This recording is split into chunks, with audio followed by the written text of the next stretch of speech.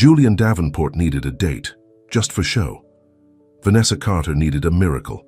A simple deal turned into something neither expected. But when love collides with wealth, ambition, and the past, can they find a future together? Before we get into the story, comment below where in the world you are watching from today. Julian Davenport stared at the gold-trimmed wedding invitation on his desk, his jaw clenched as he read the names once more: Catherine Sinclair and Charles Wellington III. The woman who had promised to love him forever was marrying another man in just 2 weeks. "Sending me an invitation," Julian muttered, tossing it aside. "That's just cruel." He ran his fingers through his dark, perfectly styled hair and turned to look out the floor-to-ceiling windows of his penthouse office.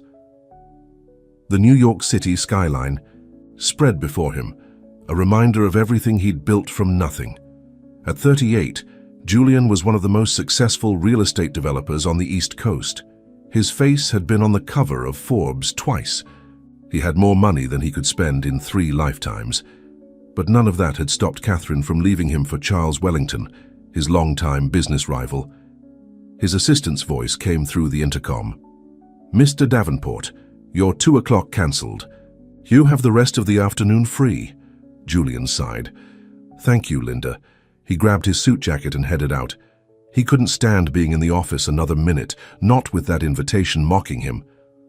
30 minutes later, Julian found himself at a small cafe in Greenwich Village, far from the upscale restaurants he usually frequented. He liked it here precisely because nobody knew him.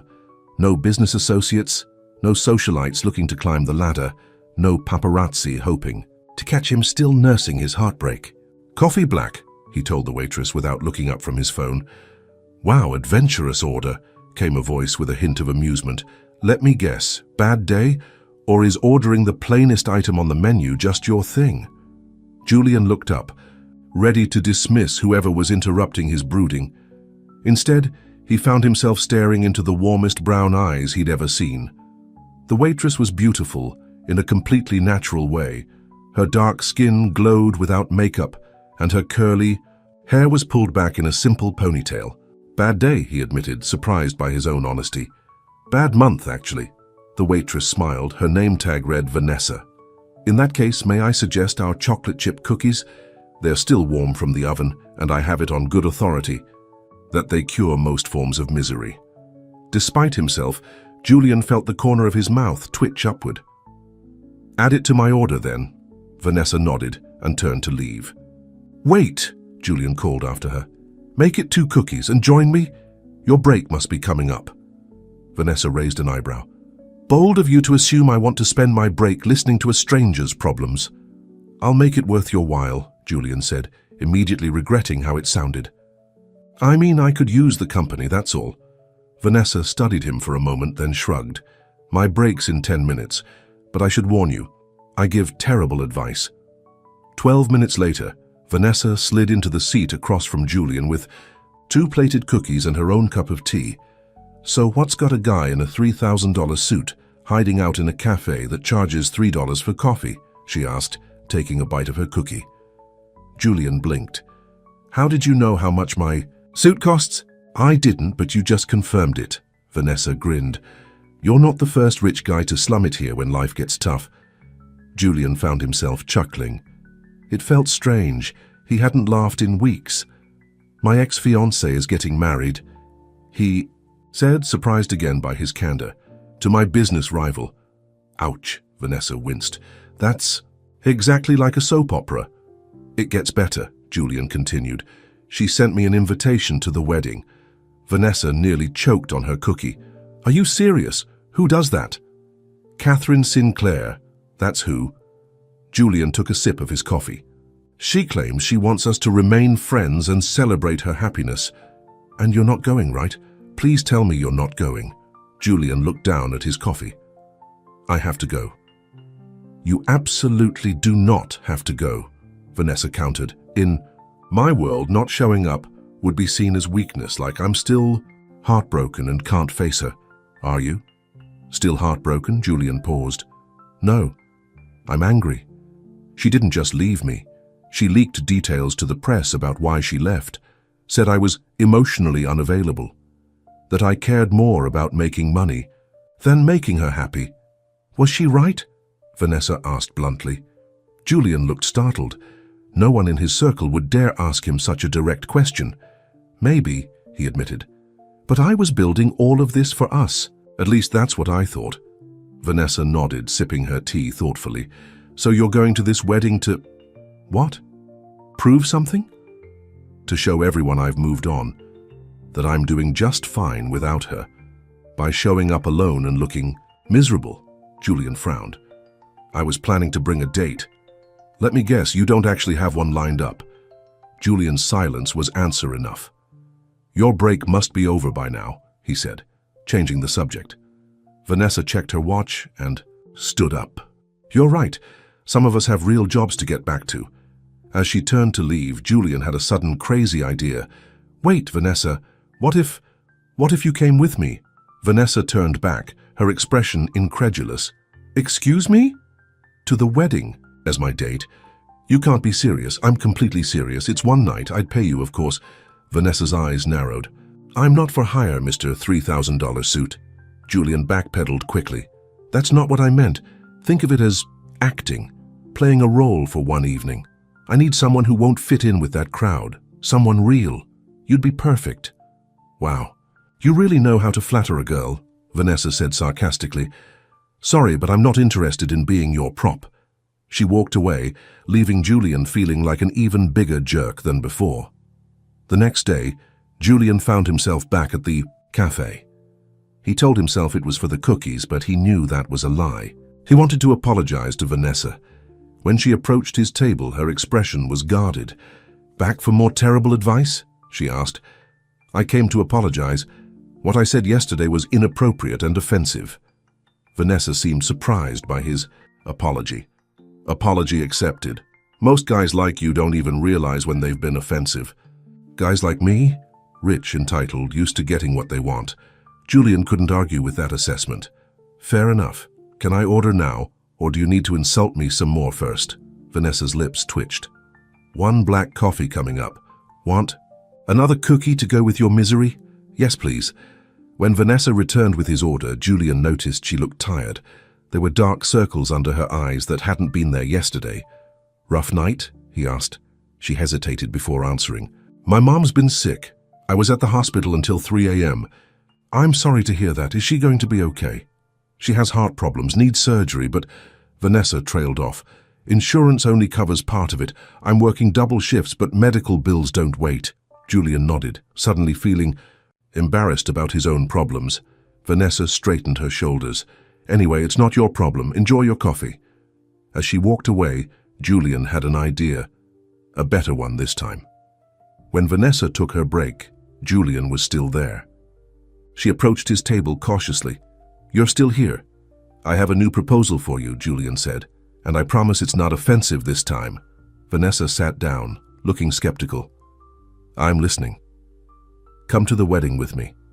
One night, 6 hours maximum. In exchange, I'll pay for your mother's surgery. Vanessa's eyes widened. That's not funny. I'm not joking. Your mother gets the medical care she needs, and I get to save face at my ex's wedding. Everyone wins. Why? Would you do that for a stranger? Julian considered the question. Maybe I'm tired of being surrounded by fake people. Maybe I need someone real by my side to get through this thing. This is crazy, Vanessa said, shaking her head. Probably, Julian agreed. But my offer stands. Think about it. Julian left his business card on the table and walked out, leaving Vanessa staring after him. 3 days passed.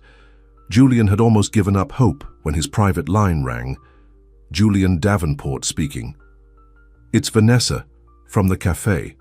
Julian's heart rate picked up. I remember. Your offer, does it still stand? Yes. There was a long pause. My mom's surgery cost $80,000. With rehabilitation and medication, it's closer to $100,000. Consider it done. Another pause.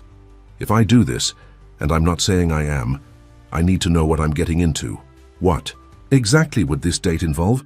Just one evening of pretending to be my girlfriend. Making Catherine believe I've moved on. That's it. No funny business?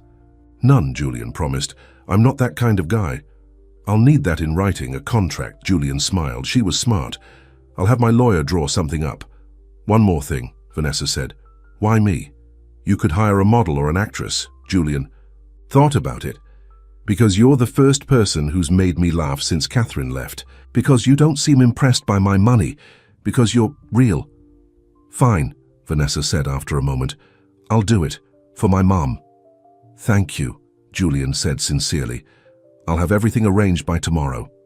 As he hung up, Julian felt a strange sensation. For the first time since receiving that wedding invitation, he was actually looking forward to the event. The next 2 weeks passed in a blur of preparations.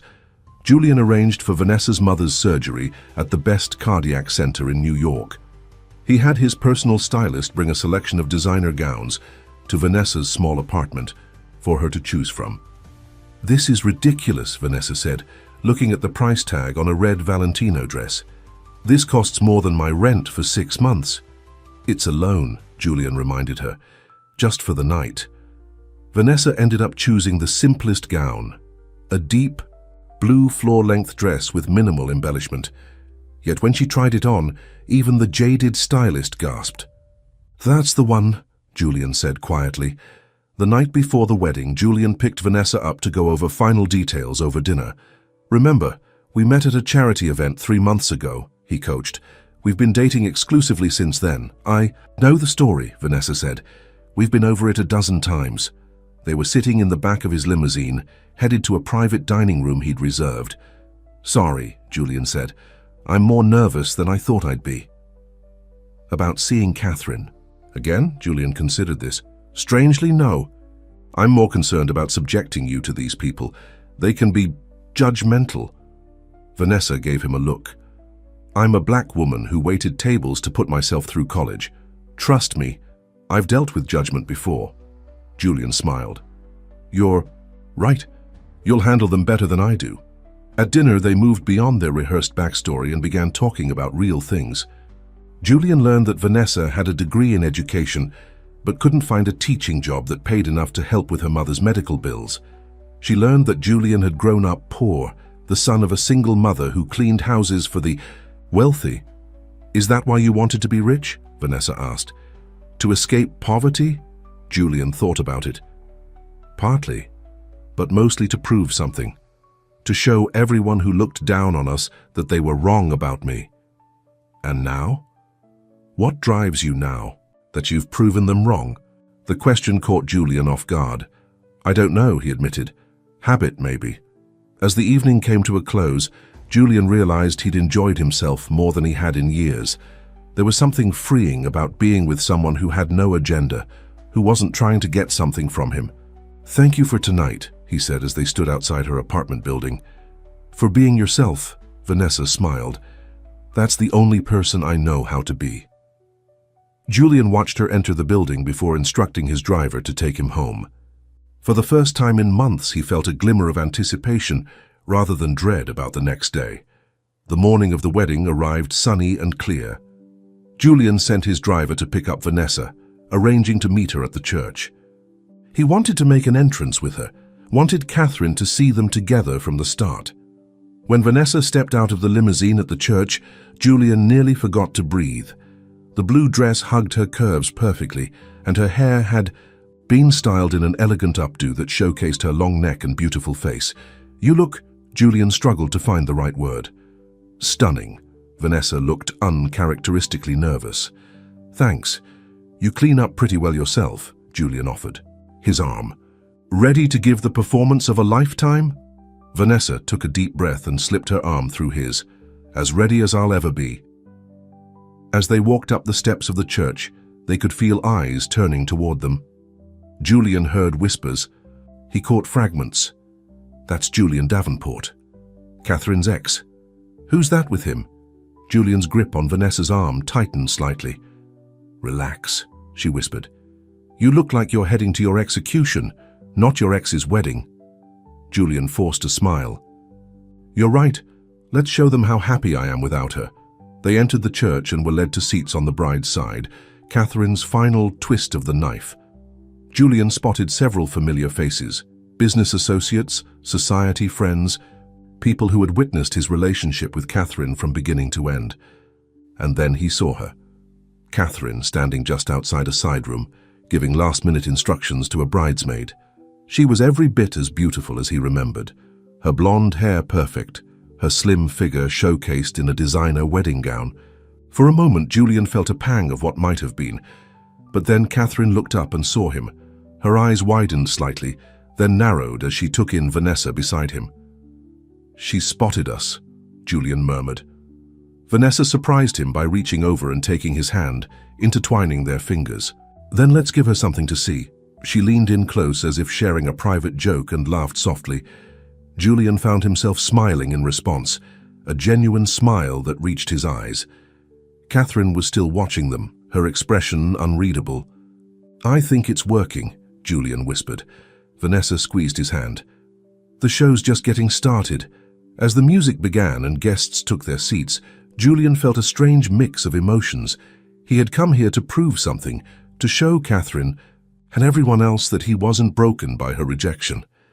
But sitting next to Vanessa, feeling the warmth of her hand in his, he suddenly realized something unexpected. For the first time since Catherine had left him, Julian wasn't thinking about her at all.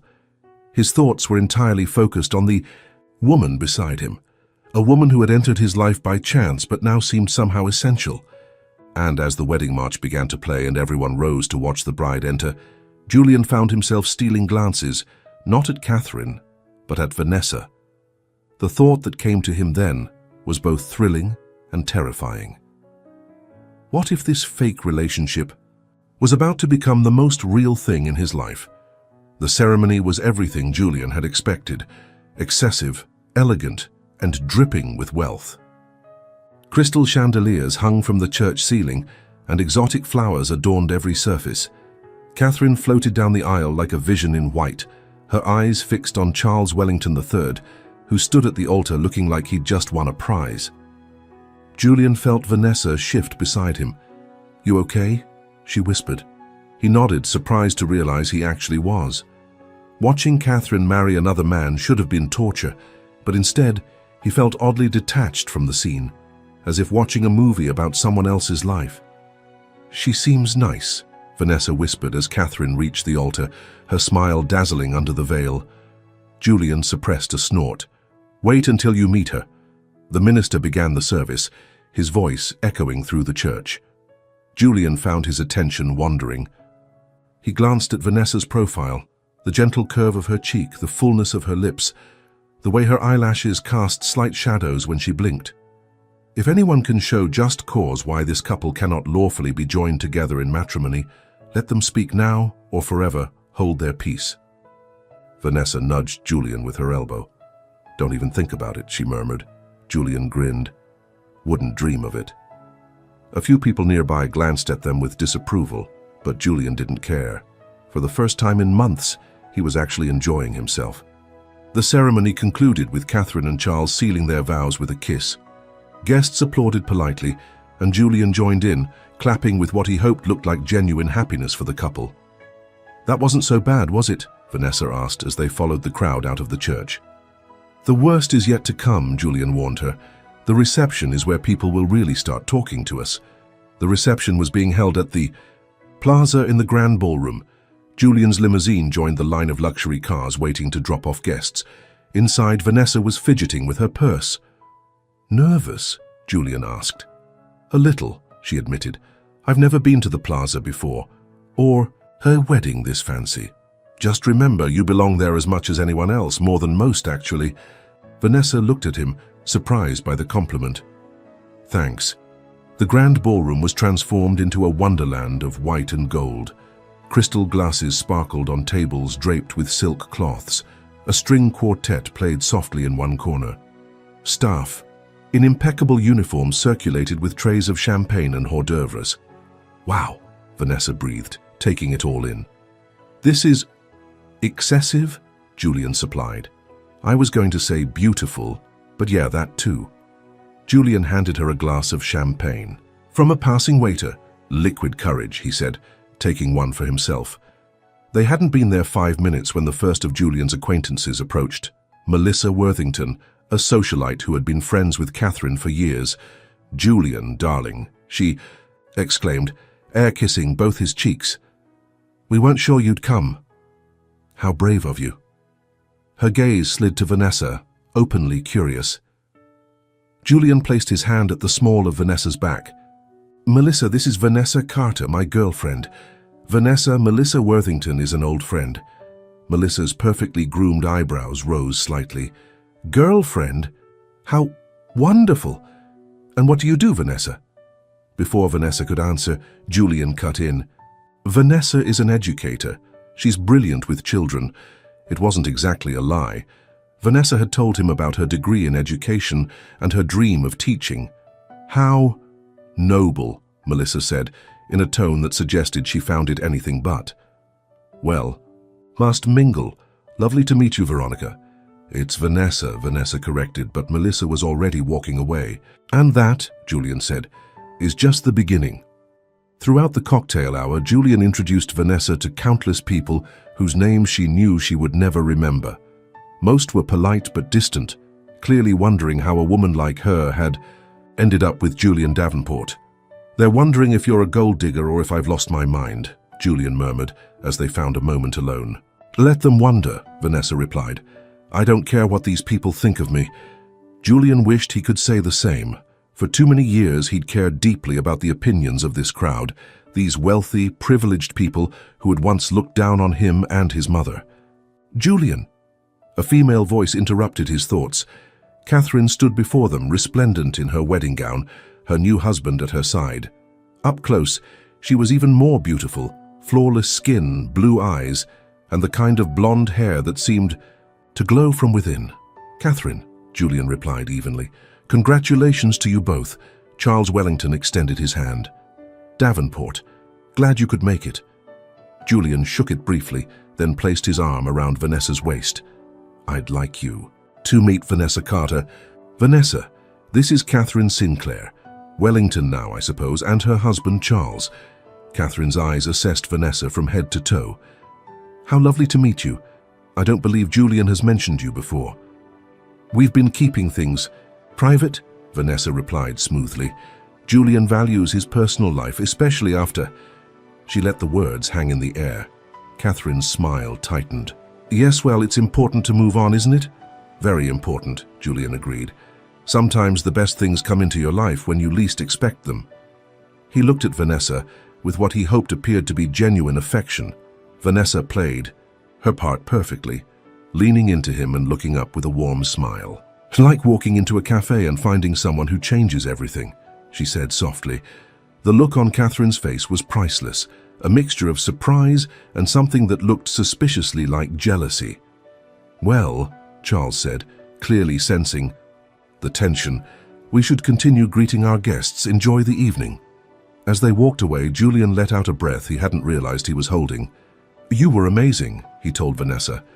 The look on her face— "I think we convinced her," Vanessa agreed, "though I'm not sure she's as over you as she wants everyone to believe."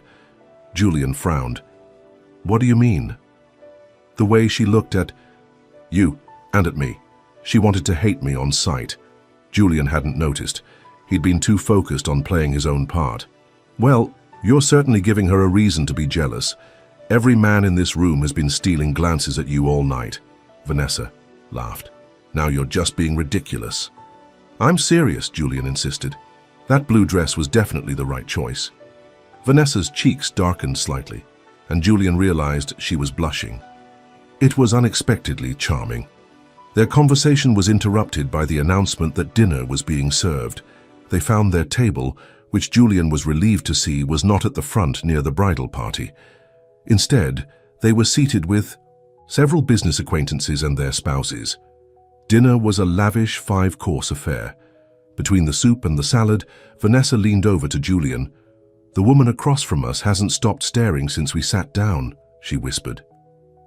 Julian glanced up to see Victoria Hamilton watching them with undisguised interest. Victoria was one of New York's most notorious gossips and one of Catherine's closest friends. "She's trying to figure out if we're really a couple," Julian explained quietly. She's Catherine's spy. Vanessa raised an eyebrow. Then let's give her something to report back. Before Julian could ask what she meant, Vanessa reached over and wiped a non-existent crumb from the corner of his mouth, her touch lingering. She leaned in close as if sharing a private joke, and Julian found himself laughing in response. Victoria's eyes narrowed, and she turned to whisper something to her husband. "See?" Vanessa said. "Now she's dying to know what I said to make you laugh like that." Julian realized it had been a genuine laugh, something that had been rare in his life even before Catherine left him. "What would you have said? If this were real, I mean?" Vanessa considered the question. "I'd probably have made a joke about the tiny portions, 5 courses, and I'm still hungry." Julian smiled. "We can get pizza after this if you want." "Deal." "But I picked the toppings." The ease of their conversation surprised him. It felt natural, unforced. If anyone at the table was doubtful about their relationship, Vanessa's relaxed behavior was surely convincing them otherwise. After dinner came dancing. Charles and Catherine took to the floor first, swaying to a romantic ballad. Other couples gradually joined them, and Julian knew they were expected to as well. "Shall we?" he asked, offering his hand. Vanessa hesitated. "I should warn you, I'm not great at fancy dancing." "Just follow my lead," Julian assured her. On the dance floor, Julian placed one hand at Vanessa's waist and took her other hand in his. They began to move to the music, and he was pleasantly surprised to find she was a natural dancer. Not great. "At dancing?" he teased. "You're doing perfectly." "Don't sound so surprised," Vanessa replied, but she was smiling. As they danced, Julian became increasingly aware of Vanessa's presence, the warmth of her hand in his, the scent of her perfume, the way her body moved in harmony with his. It was disconcerting, this sudden awareness. "Catherine is watching us," Vanessa murmured. Julian didn't turn to look. "Let her watch," he said, pulling Vanessa slightly closer. The song changed to something slower, more intimate. Couples around them moved closer together, arms wrapped around each other. Julian hesitated, unsure if Vanessa would be comfortable with that level of contact. But Vanessa made the decision for him, stepping closer and sliding her arms around his neck. Julian's hands went to her waist, and they swayed gently to the music. "Is this okay?" she asked quietly. "More than okay," Julian replied, surprised by the huskiness in his voice. Their eyes met, and for a moment Julian forgot they were pretending. Forgot about Catherine and the wedding, and all the reasons he'd brought Vanessa here. There was just this moment, this woman in his arms. The spell was broken when someone bumped into them, a slightly drunk groomsman who apologized profusely before staggering off toward the bar. Julian cleared his throat. "Maybe we should take a break from dancing." Vanessa nodded, stepping back from him. "I could use some fresh air, actually." Julian led her toward the terrace doors, where a few guests had gone to escape the heat of the ballroom. The night air was cool and refreshing after the stuffiness. "Inside. Better?" Julian asked. Vanessa nodded, leaning against the stone balustrade. "Much. Thank you for rescuing me from all those people asking where we met and how long we've been dating." "You handled it beautifully," Julian assured her. "Even..." Victoria Hamilton seemed convinced. "This whole night is surreal," Vanessa admitted. "Yesterday I was serving coffee, and tonight I'm at the plaza, pretending to be in love with a millionaire." "Billionaire," Julian corrected automatically. Then grimaced. "Sorry, that sounded incredibly arrogant," Vanessa laughed. "It did, but I was technically incorrect, so I'll allow it." Julian joined her laughter, then said more seriously, "Thank you for doing this. I know it can't be easy pretending all night. Some parts are easier than others," Vanessa replied, her eyes meeting his again. Before Julian could respond, the terrace doors opened, and Catherine stepped out. She was alone, and from the determined look on her face, she had been searching for them. "Julian, there you are," she said, her voice overly bright. "I was hoping to steal you for a dance, for old time's sake." Julian felt Vanessa tense beside him. "I'm not sure that's appropriate, Catherine," he said carefully. "It's your wedding day." Catherine waved a dismissive hand. "Charles won't mind. It's just a dance between old friends. She turned to Vanessa with a smile that didn't reach her eyes. You don't mind, do you, Vanessa? I promise to return him safely. Before Vanessa could respond, Catherine had taken Julian's arm and was already leading him back inside. Julian threw an apologetic glance over his shoulder at Vanessa, who remained on the terrace, her expression unreadable. Inside, Catherine guided Julian to the dance floor, where a new song was just beginning. She slipped into his arms with the familiarity of someone who had been there many times before. I'm glad you came, she said, looking up at him. I wasn't sure you would. I almost didn't, Julian admitted.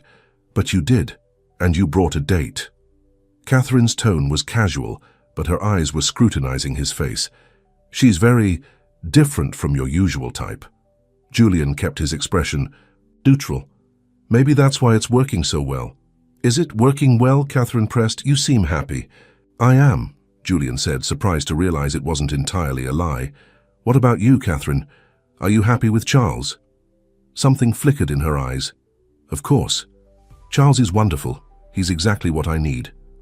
But not what you want, Julian suggested, reading between the lines.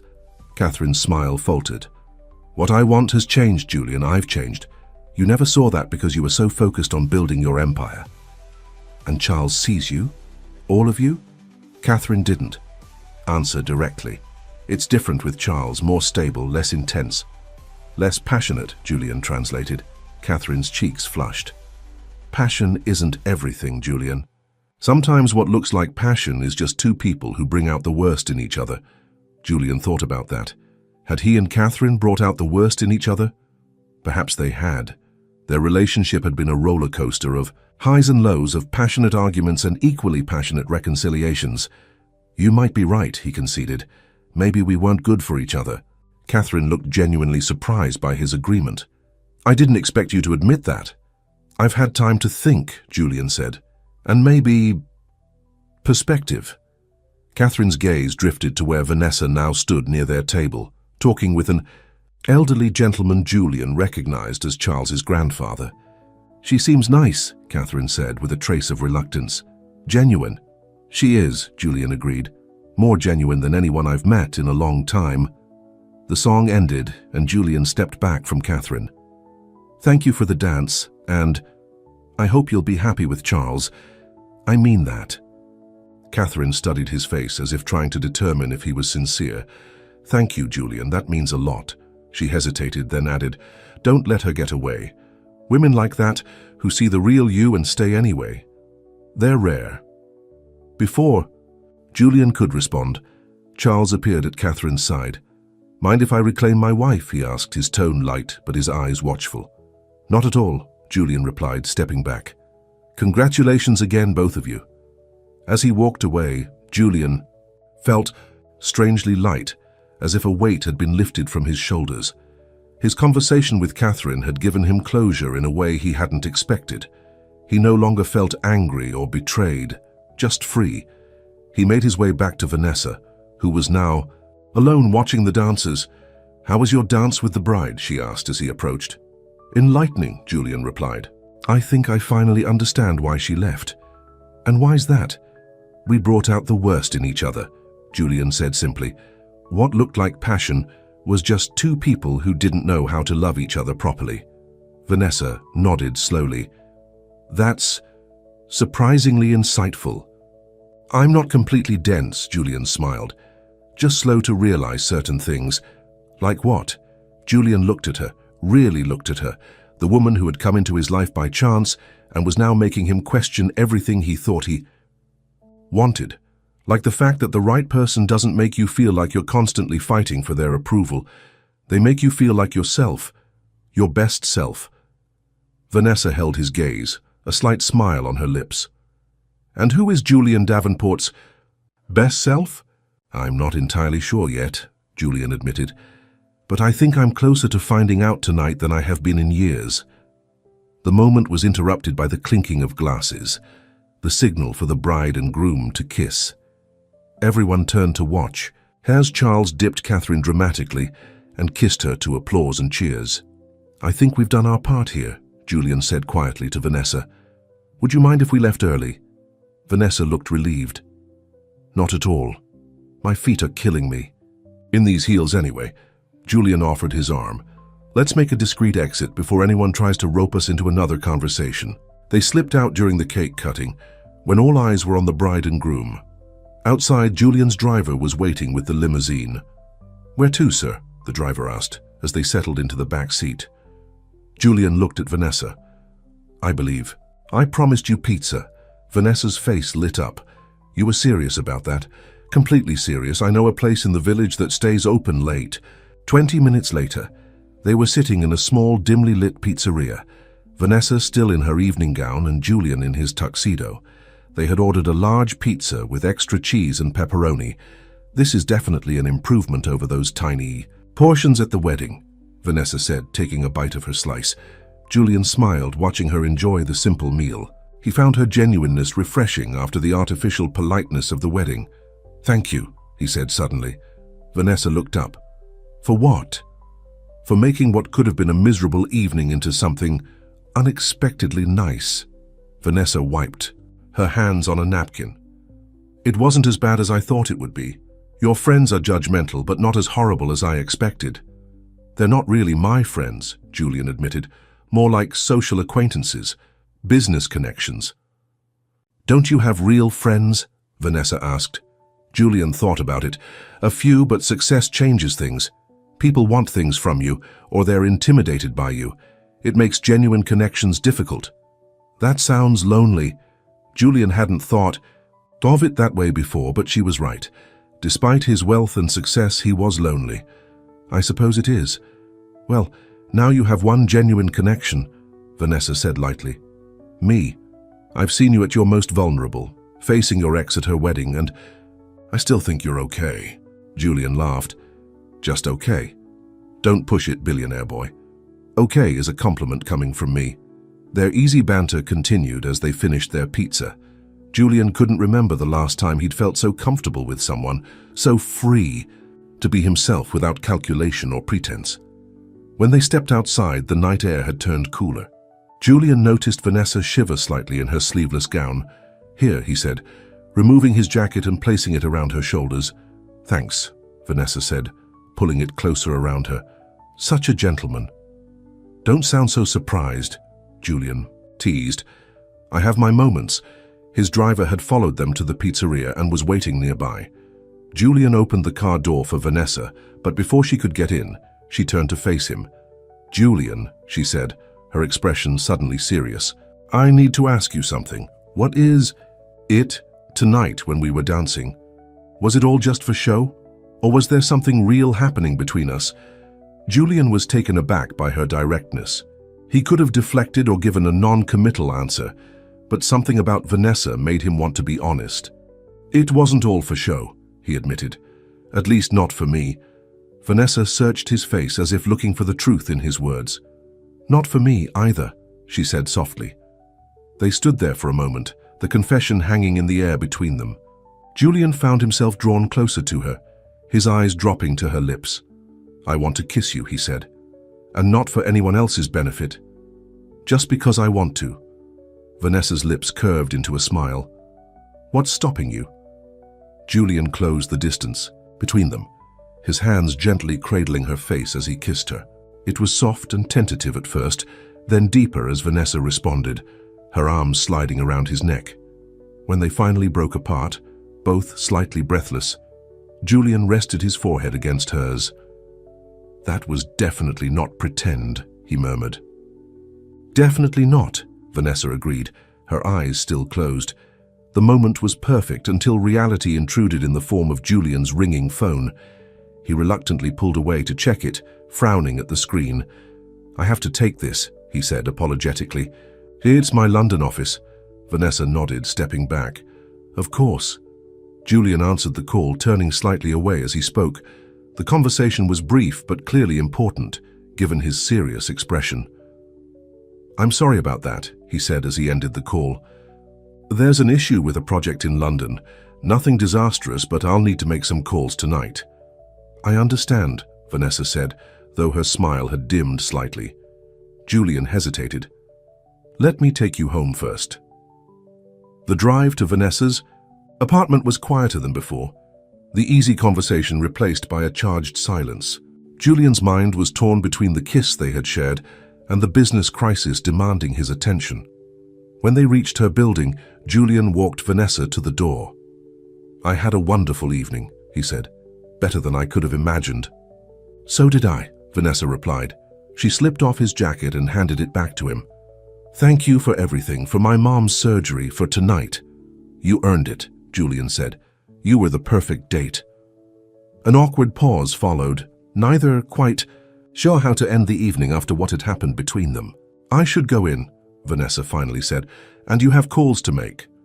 "Yes," Julian agreed, "but I'd like to see you again, not for pretend this time, for real." Vanessa's eyes met his. "I'd like that too," she said softly. Julian leaned in and kissed her again, briefly but with promise. "I'll call you tomorrow," he said. As he walked back to the car, Julian felt like a different man than the one who had entered that cafe weeks ago. He had gone to the wedding hoping to show Catherine he'd moved on, never expecting to actually begin doing so. But as his car pulled away from Vanessa's building, Julian's phone rang again, and again. The business world was calling, demanding his attention as it always did. By the time he reached his penthouse, he had a dozen messages and emails marked urgent. Julian loosened his tie as he entered his home office. He had promises to keep, to Vanessa but also to his company, his employees, his investors. As he sat down at his desk, the weight of those responsibilities settled on his shoulders once more. The man who had kissed Vanessa outside the pizzeria seemed suddenly far away, replaced by Julian Davenport, billionaire businessman with an empire to run. The question now was whether those two versions of himself could coexist, or if one would inevitably win out over the other. 3 days passed without a word from Julian. Vanessa tried not to check her phone constantly, but she couldn't help it. He had promised to call the next day, and yet, nothing. "He's just busy," she told herself, as she prepared for her shift at the cafe. Billionaires have a lot going on, but a nagging voice in her head kept reminding her of the reality. Men like Julian Davenport didn't end up with women like her. They had their fun, made promises they never intended to keep, and moved on. The worst part was that she'd let herself believe, even for one night, that what happened between them was real.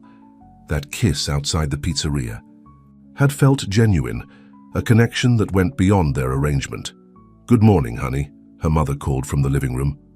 Rose Carter was resting on the couch, still recovering from her heart surgery.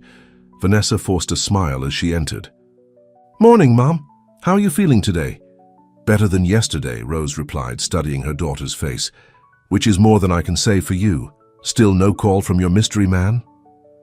Vanessa hadn't told her mother the full story about Julian, just that she'd met someone who had generously offered to help with the medical bills. "He's probably busy," Vanessa said, echoing her earlier thoughts. "It doesn't matter anyway. What we had was temporary." Rose raised an eyebrow. "Doesn't look temporary from the way your face falls every time your phone doesn't ring. I'm just disappointed, that's all. I thought he was different." "Different from what? You've barely told me anything about this man," Vanessa sighed. "His name is Julian Davenport. He's wealthy, very wealthy." Rose's eyes widened slightly. "The Julian Davenport, the real estate developer? You know who he is?" "I read the papers, honey. He's always in the business section, or the society pages." Rose looked concerned. "How did you get mixed up with someone like that?" "It's a long story," Vanessa replied, checking the time. "And I'm going to be late for work." "We'll talk when you get home," Rose said firmly. "I want to hear everything." Vanessa kissed her mother's cheek. "Love you, Mom." "Love you too, baby." "And Vanessa," Rose called as her daughter headed for the door. "If he's half the man his company profile makes him out to be, he'll call." Vanessa wasn't so sure, but she appreciated her mother's optimism. At the cafe, the morning rush kept her too busy to dwell on Julian. But during a lull, her mind wandered back to the wedding, to dancing in his arms, to that kiss that had felt like the beginning of something real. The bell over the door jingled, and Vanessa looked up automatically. Her heart skipped a beat when she saw Julian entering the cafe. He looked tired, dark circles under his eyes, his normally impeccable appearance slightly rumpled. "Vanessa," he said, approaching the counter. "Can we talk?" She glanced at her manager, who nodded. "Take 5, Vanessa." Julian led her to a quiet corner table, away from the few other customers. "I owe you an apology," he began. "I promised to call and then I didn't." 3 days, Vanessa said, trying to keep the hurt from her voice. "It's been 3 days." Julian ran a hand through his hair. "I know. I'm sorry. There was a crisis with the London project. I had to fly out there the morning after the wedding. I just got back last night. You couldn't send a text. 'Hey, flying to London, talk later?' That takes 10 seconds, Julian." He had the grace to look ashamed. "You're right. I should have. But things were chaotic and honestly, I'm not used to..." He trailed off. "Not used to what? Basic courtesy?" "Not used to having someone in my life who expects those things from me," Julian admitted. "Someone who matters enough that I should think about how my actions affect them." Vanessa softened slightly. "Well, you have a lot to learn about relationships." "I do," he agreed, "and I'd like the chance to learn with you." Vanessa studied his face, trying to determine if he was sincere. "Why? Why what? Why me? You could date models, actresses, women from your social circle. Why would you want to be with someone like me?" Julian leaned forward, his eyes intent on hers. "Because you're real, Vanessa. You're the most authentic person I've ever met. You don't care about my money or my status. You call me out when I'm being an idiot. And when I'm with you, I feel like myself, not Julian Davenport, the billionaire, just Julian." Vanessa wanted to believe him, but caution held her back. "This isn't a fairy tale, Julian. I'm not Cinderella, and real life doesn't work like the movies. We come from completely different worlds." "I know," Julian said, "and I'm not saying it. Would be easy. But I think what we started at the wedding, what we both felt, is worth exploring, don't you?" Before Vanessa could answer, her manager called from behind the counter. "Vanessa, break's over. We're getting busy again." Vanessa stood up. "I have to get back to work." Julian nodded. "Of course, but can I see you tonight? Let me take you to dinner." Vanessa hesitated. "I'm not sure that's a good idea." "Please," Julian said. "One real date. If you still think we're too different afterward, I'll respect that. But at least give us a chance." Looking into his eyes, Vanessa found herself nodding. "Okay, one date." Julian's smile was like sunshine breaking through clouds. "I'll pick you up at 7. As he left, Vanessa tried to temper the hope blooming in her chest. One date didn't mean anything would come of this, but she couldn't deny the flutter of excitement at seeing him again. That evening, Vanessa agonized over what to wear. Nothing in her closet seemed right. She finally settled on a simple burgundy dress, not too fancy but nicer than what she'd wear to work. "You look beautiful," her mother said from the doorway of Vanessa's bedroom. "Thanks, Mom." Vanessa turned from the mirror. "I'm not sure why I'm even doing this. It's probably a mistake." Rose came in and sat on the edge of the bed. "After our talk this afternoon, I'm not so sure it is. This man paid for my surgery without even knowing me. That says something about his character. Or about how much money he has to throw around." Vanessa countered. "Rich people don't part with their money easily, believe me," Rose said. "I've cleaned houses for enough wealthy families to know that." Vanessa smiled at her mother. "Since when are you the optimist in this family?" "Since my daughter caught the eye of a man who might actually be worthy of her," Rose replied. She reached for Vanessa's hand. "Just promise me you'll give him a fair chance, not just dismiss him because you're scared." "I'm not scared," Vanessa protested. Rose gave her a knowing look. "You're terrified. Not of him, but of what might happen if you let yourself fall for him." Before Vanessa could respond, the intercom buzzed. Julian was here. Downstairs, Julian waited in the lobby of Vanessa's apartment building. He had debated sending a car for her, but decided that would feel too impersonal. Instead, he'd come himself, even though his driver was waiting outside. When Vanessa stepped off the elevator, Julian's breath caught. She looked beautiful in a simple burgundy dress, her hair loose around her shoulders. "Hi," he said, suddenly feeling like a teenager on his first date. "Hi," Vanessa replied, a hint of shyness in her smile. "You look amazing," Julian told her, meaning every word. "Thank you. You clean up pretty well yourself." He was wearing a tailored suit, but not the intimidating kind he wore for business. Something more relaxed, though still clearly expensive. "Shall we?" Julian offered his arm and Vanessa took it. Outside, his driver opened the door of a sleek black car, not the limousine from the wedding, but still luxury on wheels. "Where are we going?" Vanessa asked as they settled into the back seat. "I thought we'd try something different tonight," Julian said. "No fancy restaurants, no pretense, just good food and a chance to talk, really talk." The car took them to Brooklyn, to a small, family-owned Italian restaurant tucked away on a quiet street. It was warm and inviting, with checkered tablecloths and candles in wine bottles. "This is wonderful," Vanessa said, as they were led to a corner table. "How did you find this place?" "My mother loved it," Julian replied. "She used to save up to bring me here on my birthday every year. The owner, Mario, treated us like royalty, even though we were hardly his wealthiest customers." As if on cue, an older man with silver hair and a broad smile approached their table. "Hi, Julian Davenport, it's been too long." Julian stood to embrace the man. "Mario, it's good to see you." "Let me look at you," Mario said, holding Julian at arm's length. "Success agrees with you, my boy. Your mother would be so proud." Julian's smile held a hint of sadness. "I hope so." "She is. I know it." Mario turned to Vanessa. "And who is this beautiful lady?" "This is Vanessa Carter," Julian introduced her. "Vanessa, this is Mario Rossetti, the best chef in New York." Mario kissed Vanessa's hand with old-world charm. "Any friend of Julian's is family here. I will prepare something special for you both." After Mario left, Vanessa looked at Julian with new interest. "You've never mentioned your mother before." "She died 8 years ago," Julian said quietly. "Cancer. She didn't live to see how successful the company became." "I'm sorry," Vanessa said, reaching across the table to touch his hand. Julian turned his palm up to meet hers. "She was amazing. Raised me alone, worked 3 jobs sometimes to make ends meet. When I started my first real estate venture, she gave me her life savings, $15,000. Not much by industry standards, but it was everything to her." "She sounds like a remarkable woman." "She was," Julian agreed, "and she would have liked you." "Why do you say that?"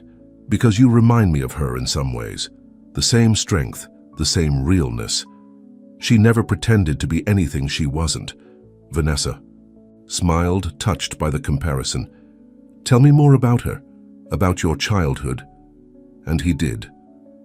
Over wine and Mario's special homemade pasta, Julian shared stories he rarely told anyone. About growing up in a small apartment in Queens, about his mother working as a housekeeper for wealthy families, about his determination to create a different life for them both. "I used to go with her sometimes to the houses she cleaned," Julian said. "I'd sit quietly and do my homework while she worked. Those houses fascinated me, how beautiful they were, how different from our apartment. I started drawing floor plans when I was 10, imagining what kind of houses I would build someday." "And now you build them," Vanessa said. "Now I build them," Julian agreed. "The irony is, I've spent so much time creating beautiful spaces for other people that I've never really made a home for myself."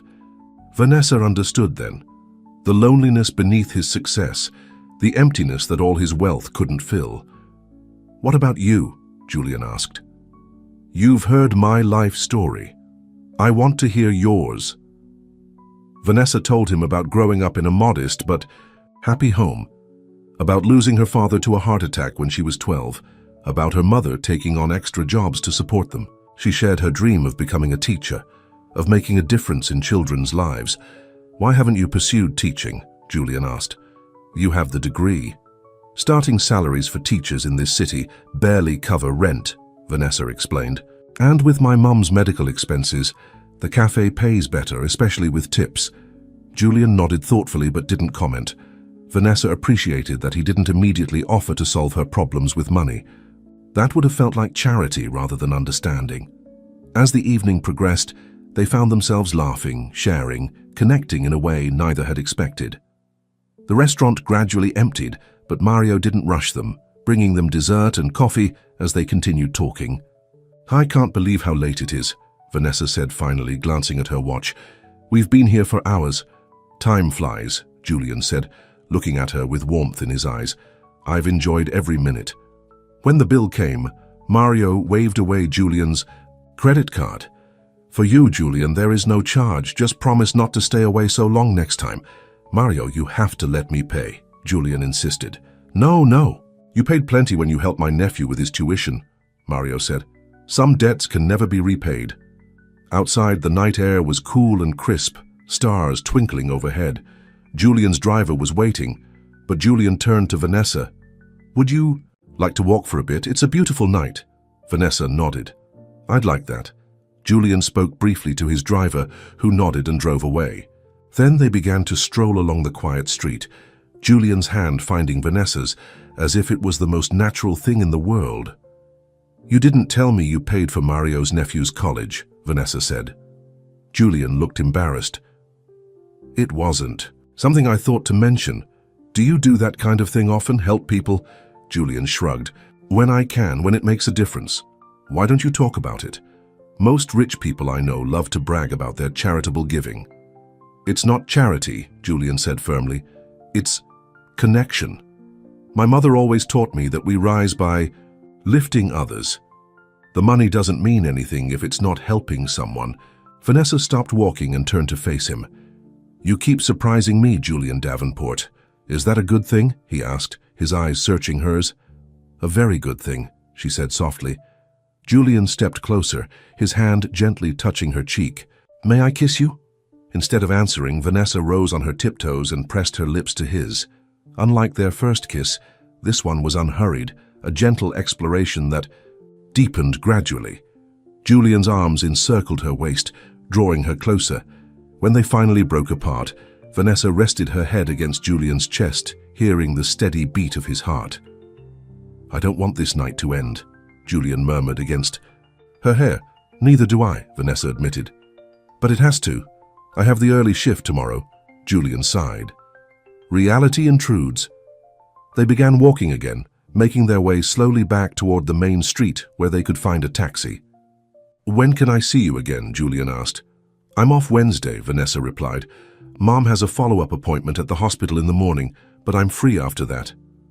"Wednesday it is," Julian said, squeezing her hand. "And this time I promise I won't disappear for 3 days." Vanessa smiled up at him. "I'll hold you to that." A taxi approached, and Julian hailed it. As they rode back to Vanessa's apartment, they sat close together, hands still intertwined, each lost in thoughts about the evening they'd shared. At her door, Julian kissed her again, slower and deeper than before. "Good night, Vanessa." "Good night, Julian." As Vanessa entered her apartment, she found her mother still awake, reading in the living room. "Well?" Rose asked, putting down her book. "How was it?" Vanessa couldn't contain her smile. "It was perfect." Over the next few weeks, Julian and Vanessa settled into a rhythm. They saw each other whenever Vanessa wasn't working. Casual dinners, walks in the park, quiet evenings at her apartment, where Julian charmed Rose with his genuine interest in her stories. To Vanessa's surprise, Julian seemed as comfortable in her modest apartment as he was in his penthouse. He never complained about the small space or the simple meals they sometimes shared. If anything, he seemed to prefer the coziness of her home to the emptiness of his own. But their different worlds inevitably created challenges. Julian had business, commitments that sometimes took him away for days. Vanessa had her job at the cafe and her responsibilities to her mother. Their schedules rarely aligned perfectly, and then there were the cultural differences. Julian was used to a world of luxury and privilege, while Vanessa had grown up understanding the value of every dollar. Sometimes those differences created misunderstandings, like the time Julian casually suggested they fly to Paris for the weekend, as if it were as simple as deciding to go to a movie. Or when Vanessa hesitated to order the most expensive item on a menu even though Julian was paying. "It's just money," Julian would say, not understanding her discomfort. "It's not just money to most people," Vanessa would reply. But despite these occasional bumps, they were drawn to each other in a way neither could deny. Julian found in Vanessa a genuineness that was rare in his world. Vanessa discovered that beneath Julian's wealthy exterior was a man of surprising depth and kindness. One evening, about a month into their relationship, Julian arrived at Vanessa's apartment with a large envelope. "What's this?" Vanessa asked as they settled on the couch. Julian looked uncharacteristically nervous. "Open it and see." Inside the envelope, Vanessa found papers, legal documents of some kind. As she scanned them, her eyes widened. "Julian, is this what I think it is?" He nodded. "It's the deed to a building, a former community center in Brooklyn that's been vacant for years. I bought it last week." Vanessa looked confused. "Why are you showing me this?" "Because I bought it for you," Julian said, "or rather for your dream." "My dream?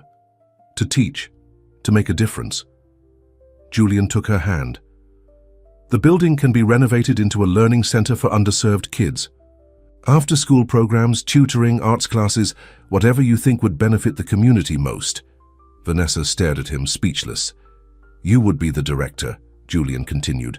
"Full creative control, a staff to help you, and a salary that would allow you to quit the cafe. Your mother would have the best health insurance plan available." "Julian, I don't know what to say." "Say yes," he urged. "This isn't charity, Vanessa, it's an investment. In you, in your abilities, in your dream. I've seen how you are with children, how you light up when you talk about teaching. We're meant to do this." Vanessa felt overwhelmed.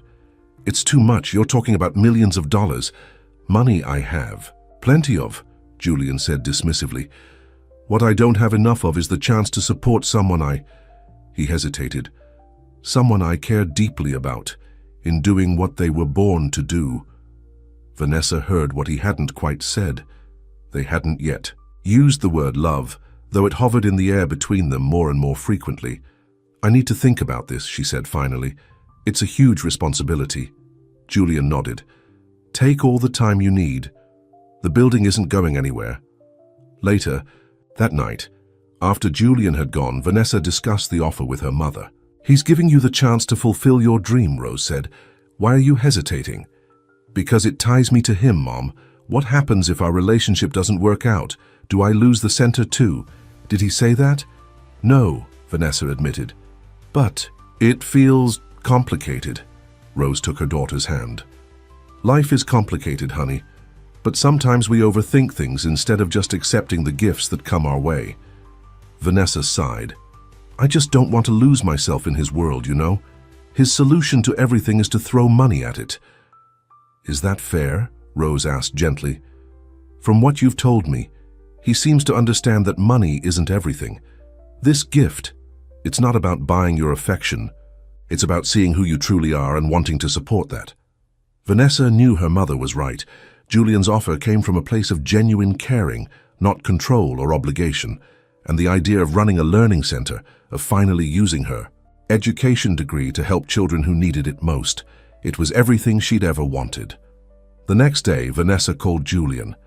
"Yes," she said when he answered. "My answer is yes, but I have conditions." "Name them," Julian replied. "The center belongs to the community, not to me or to you. We set up a board of directors, local parents, educators, community leaders. I'll be the director, but I answer to them, not to you. And the funding is guaranteed for at least 5 years, regardless of what happens between us." There was a pause, then Julian chuckled. "You've given this a lot of thought." "I have," Vanessa said. "This is too important to get wrong." "I agree." "To all your conditions," Julian said, "and I'm adding one of my own. You let me take you to dinner tonight to celebrate." Vanessa smiled. "Deal."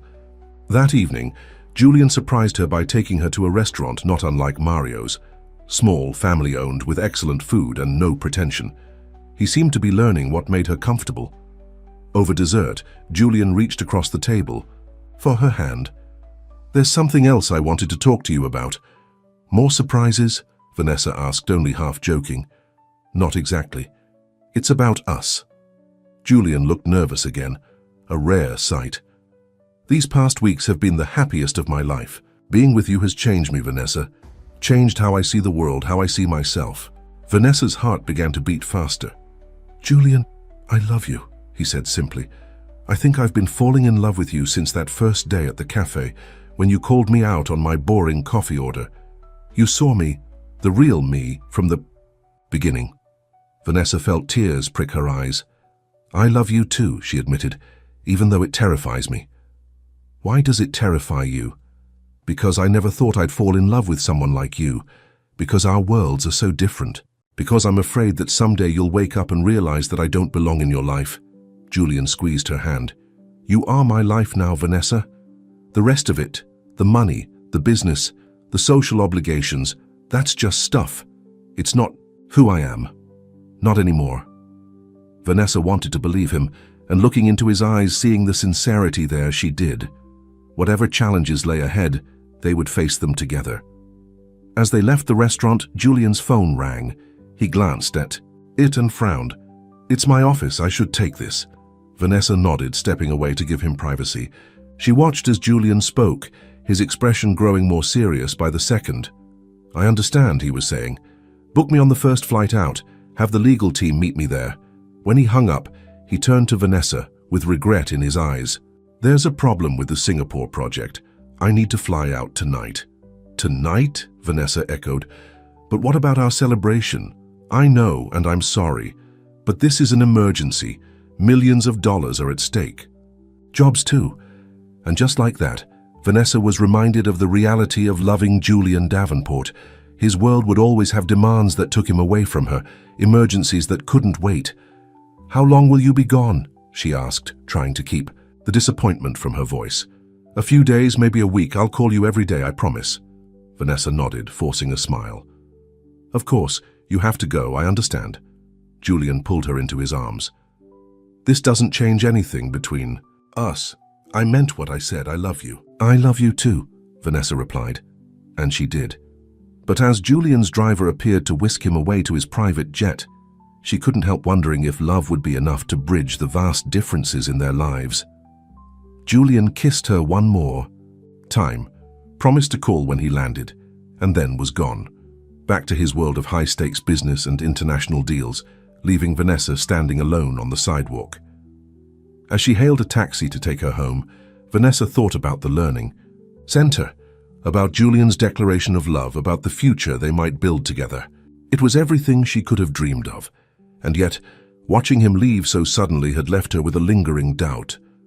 Could a man like Julian, with his global business empire and constant demands on his time, ever truly be present in a relationship? Or would she always come second to the emergencies and crises of his work? Vanessa wanted to believe that their love was strong enough to overcome these obstacles. But as the taxi drove through the nighttime streets of New York, she couldn't help wondering if loving Julian Davenport would mean learning to live with his absences, with always being just one crisis away from watching him leave. When she arrived home, there was a text message from Julian. Already miss you. Will call when I land. I love you. Vanessa smiled, her doubts receding slightly. They were just beginning this journey together. There would be challenges, yes, but also joy and growth and love. As she drifted off to sleep that night, Vanessa thought about how far they'd come since that first meeting in the cafe. From a business arrangement to fake girlfriend to falling. Genuinely in love. It was a journey neither of them could have predicted. And the journey, she realized, was just beginning. Julian's trip to Singapore stretched from days into weeks. What had initially seemed like a simple contract dispute had revealed deeper problems. Potential fraud, missing funds, and a partner who had disappeared with millions of dollars. I'm sorry, Julian said during their nightly video call. It was morning in Singapore, and he looked exhausted, his normally perfect appearance rumpled from too many hours in the office. I thought I'd be home by now. Vanessa tried to hide her disappointment. It's okay, I understand. But did she really?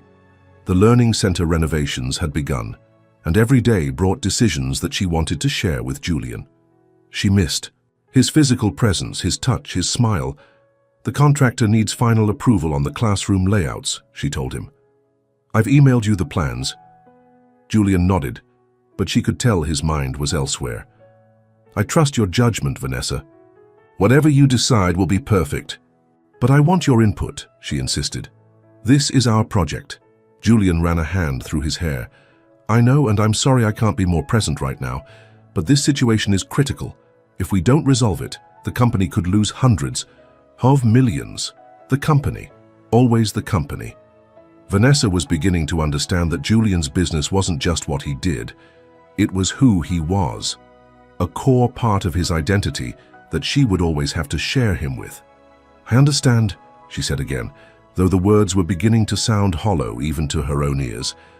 "I'll make it up to you," Julian promised. "As soon as this is resolved, we'll take a real vacation, just the two of us." Vanessa smiled, but the doubt remained. Would there ever be a time when Julian's work wasn't calling him away? Or would their relationship always be interruptions and rescheduled plans and promises to make it up later? After the call ended, Vanessa went to check on her mother, who was watching television in the living room. "How's Julian?" Rose asked. "Still in Singapore, still dealing with the crisis." Vanessa sat down beside her mother. Rose studied her daughter's face. "You're starting to have doubts, aren't you?" "Is it that obvious? Only to someone who knows you as well as I do." Rose took Vanessa's hand. "Talk to me, baby," Vanessa sighed. "I love him, Mom. I really do. But I'm starting to wonder if loving him means always being second priority in his life. If every important moment will be interrupted by a crisis that can't wait. That's the reality of being with a man like Julian," Rose said gently. "His work will always demand his attention. I know, and I don't want him to change who he is. I fell in love with Julian, all of him, including his drive and ambition. I just wonder if there's room in that life for me, for us." "Have you talked to him about this?" Vanessa shook her head. "How can I? He's under enough pressure right now." "But these feelings won't go away on their own," Rose pointed out. "You need to be honest with him, honey, and with yourself." Vanessa knew her mother was right, but the conversation would have to wait until Julian returned, if he ever did. Just when Vanessa had begun to think Julian might never come back from Singapore, he called with good news. "We've resolved the situation," he told her, sounding more upbeat than he had in weeks. "I'm flying home tomorrow." "Really?" Vanessa couldn't keep the excitement from her voice. "That's wonderful. I've missed you so much," Julian said. "These 5 weeks have been torture." 5 weeks. It hardly seemed possible that they'd been apart for so long. "I've missed you too."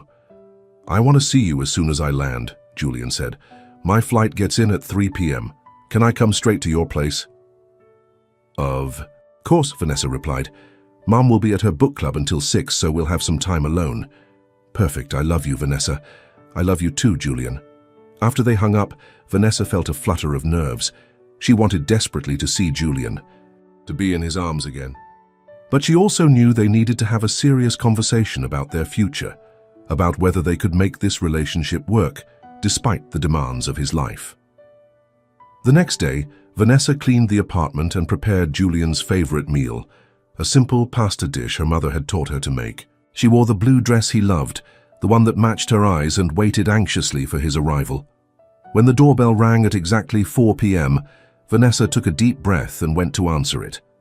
Julian stood in the hallway looking tired but happy. Before she could speak, he wrapped his arms around her, holding her tightly as if afraid she might disappear. "God, I've missed you," he murmured into her hair. Vanessa melted into his embrace, all her doubts momentarily forgotten. "I've missed you too." Julian pulled back slightly to look at her, then kissed her with a hunger that took her breath away. Vanessa responded in kind, the weeks of separation making their reunion all the more intense. When they finally broke apart, Julian pressed his forehead to hers. "I never want to be away from you that long again," Vanessa smiled, though a part of her wondered if that was a promise he could keep. "Come in. I made dinner." Julian followed her into the apartment, setting down his briefcase and shrugging off his suit jacket. "It smells amazing in here." "My mom's pasta recipe," Vanessa explained. "Your favorite."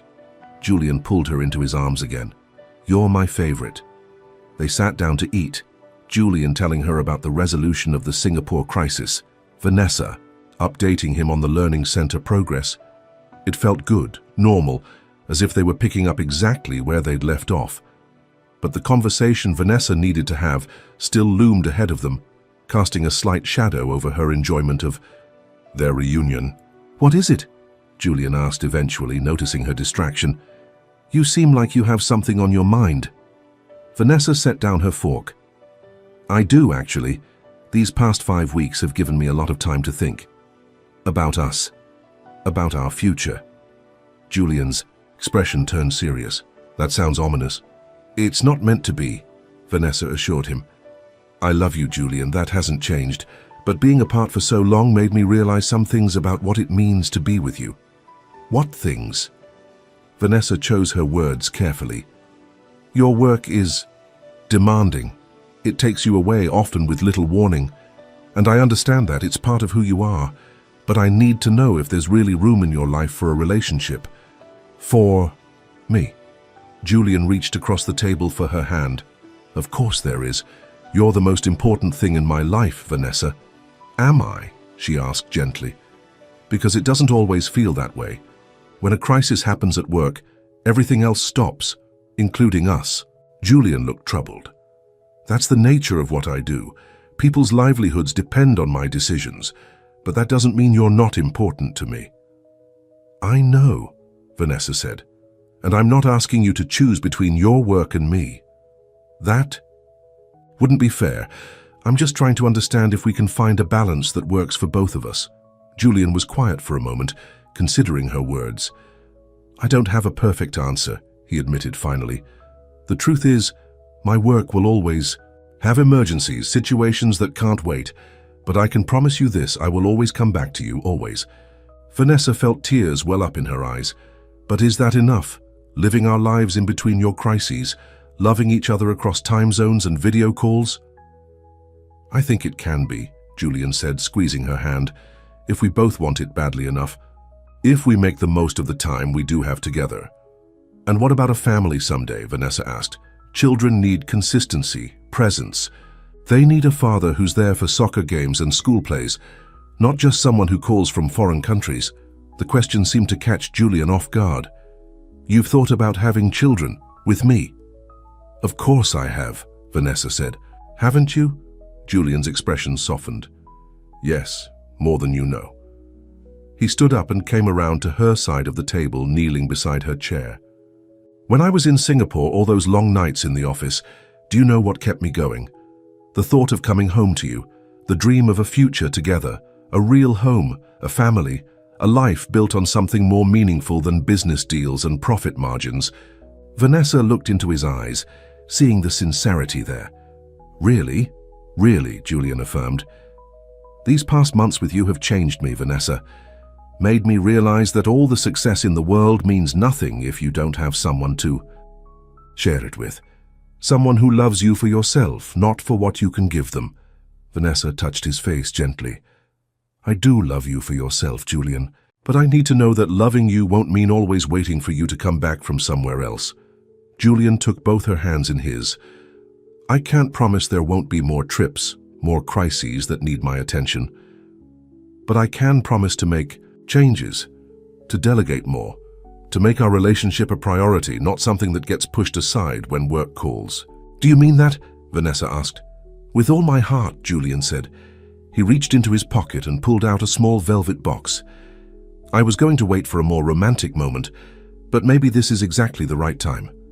Vanessa's heart began to race as Julian opened the box to reveal a beautiful diamond ring, elegant but not ostentatious, exactly to her taste. Vanessa Carter, Julian said, his voice thick with emotion. These past months have been the happiest of my life.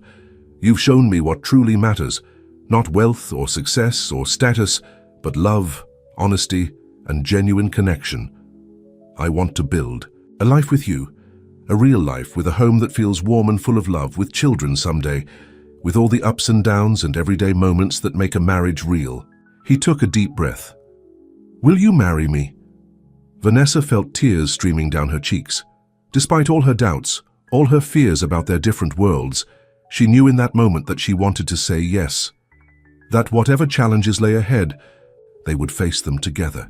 Yes, she whispered. Yes, I'll marry you. Julian slipped the ring onto her finger, then stood and pulled her into his arms, kissing her with a tenderness that made her heart ache with joy.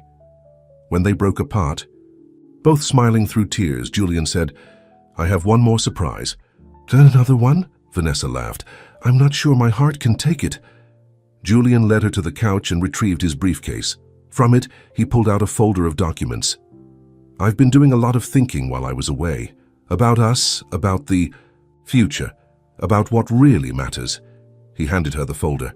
Vanessa opened it to find legal papers, complex documents that she couldn't immediately understand. What is this? She asked. I'm restructuring. My company, Julian explained. Creating a new leadership team. People I trust to handle the day-to-day operations and many of the crises that used to require my personal attention. Vanessa looked up at him in surprise. You're stepping back from your company? Not entirely, Julian clarified. I'll still be CEO, still involved in major decisions, but I'm creating a structure that doesn't depend solely on me, one that will allow me to have a more balanced life. With you? Julian, I never asked you to do this, Vanessa said, overwhelmed by what this meant.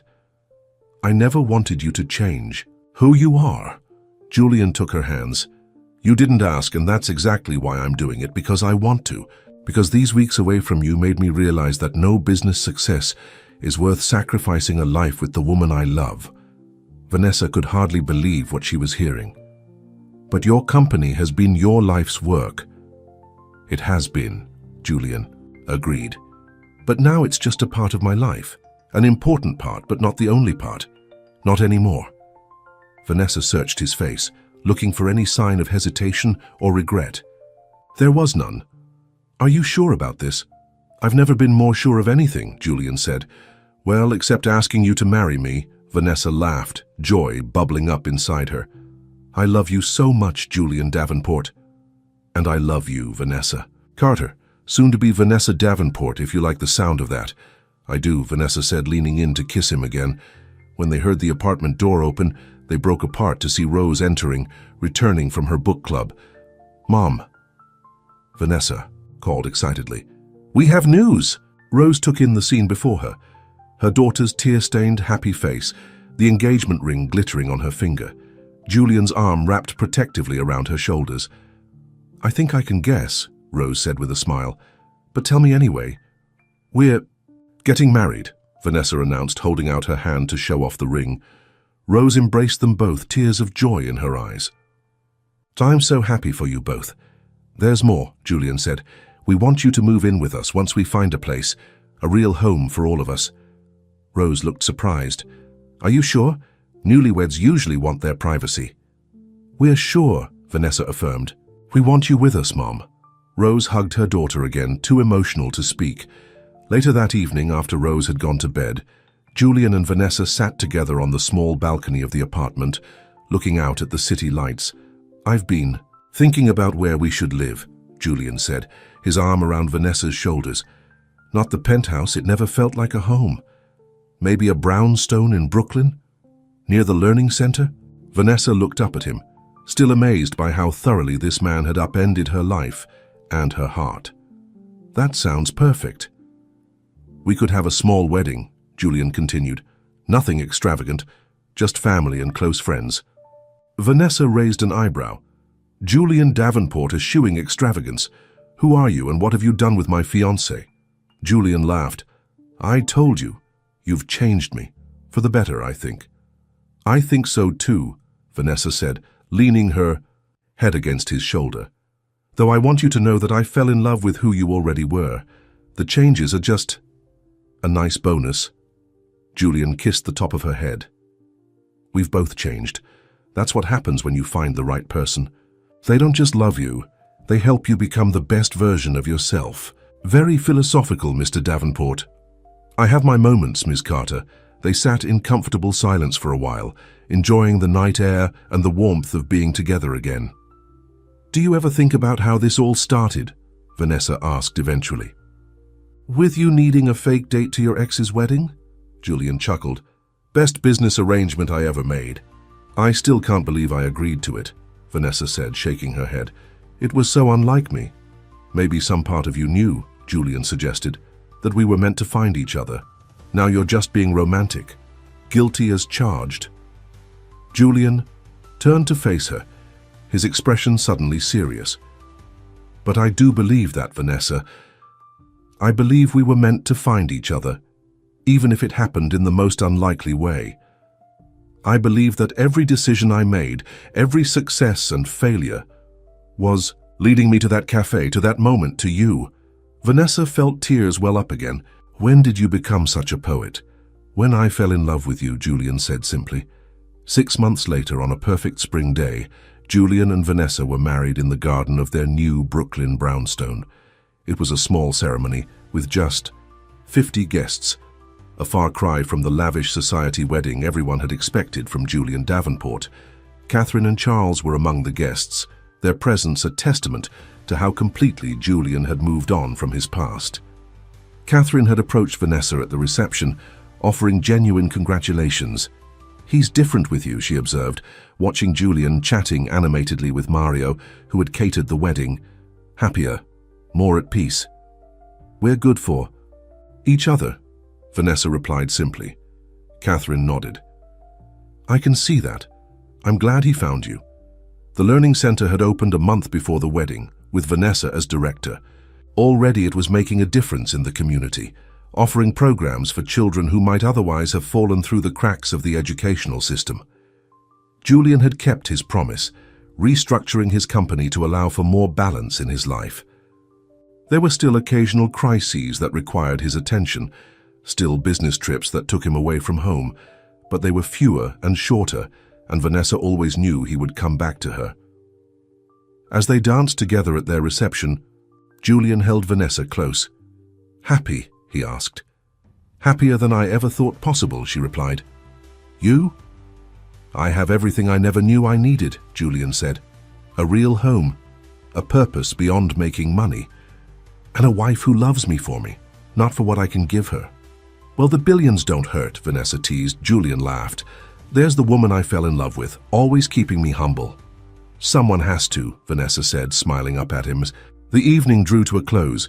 Julian and Vanessa stood on the steps of their new home, watching as the last guests departed. Rose had already gone inside, giving the newlyweds a moment alone. "So," Julian said, his arm around his wife's waist, "was it worth it, saying yes to my ridiculous proposal that day in the cafe?" Vanessa pretended to consider the question. "Well, let's see.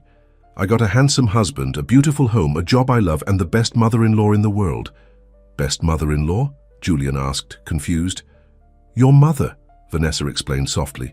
"I never met her, but I feel like I know her through you. And I think she'd be so proud of the man you've become." Julian's eyes grew damp. "I think she would have loved you." "I know she would have," Vanessa said, "because you do. And that's all. That matters." Julian leaned down to kiss his wife, the unexpected +1 who had become the love of his life. They had faced challenges and would face more in the future. Their worlds had been different, their paths unlikely to cross.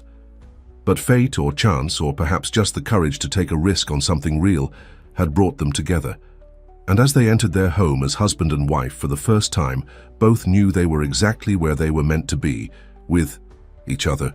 The unexpected +1 had become the most important one of all, the end.